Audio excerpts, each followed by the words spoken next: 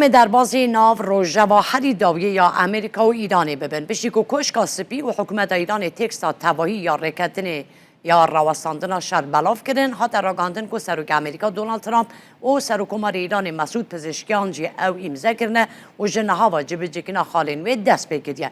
لگوری و رکتن امریکا ایران پیبند بین که همو اپراسیون لشکری لحمو عنیان با اوی که یکسر روستینن افریقیتن روشا لبنان جی لخود گره و تیده گارانتیا یک پارچتی آخا لبنان حاتیه داین هر دو ولات پیبندی دستور ندان به کاروبار نافخوین هفدود دبن لگل و آگر بسته گلک مجارین آلوز جی دناوان دا چاوانیا سنوردار کرن یان جی به داوی آنینا برنامه اتمی ایران بول هفکنا داوی هاتنه باشخستن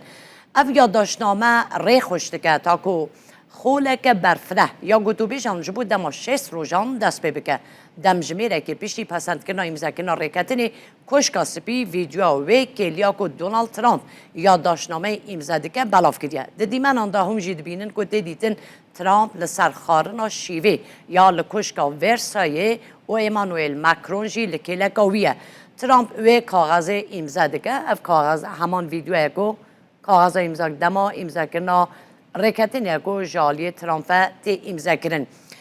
و کاغذ امضا دکه کو وزیر در و مارکو روبیو ددوی خالا بالکش د ویدیو ده اوه کو کامرا لسر و گلی هورد بکو کپیا فارسی یا رکتن جالی سروک امریکا و تی امضا کرن هفدم آژانس نوچهان یا فرمی یا ایران جی وینه یکی مسعود پزشکیان بلاف کردیه همان وینه یکو او جی دیده سروکمار ایران کاغذ امضا کری نشانی کامرایان دیده و امضای دونالد ترامپ جی لالیه که و کاغذ خویا دیگه برپرسه که کشکا سپی دوی باره در راگاندیه که روژا یک شنبه او رکتن با اوی که دیجیتال جالی جگر سروک امریکا جیدی وانس و سروک پارلمان ایران محمد باقر قالیباف حاطبون امضا کرن و دونالد ترامپ جی وک شاهد و دمه آماده بوده لنها به امضای هر دو سروکان رکتن به فرمی کتیاواری جبجی کرنی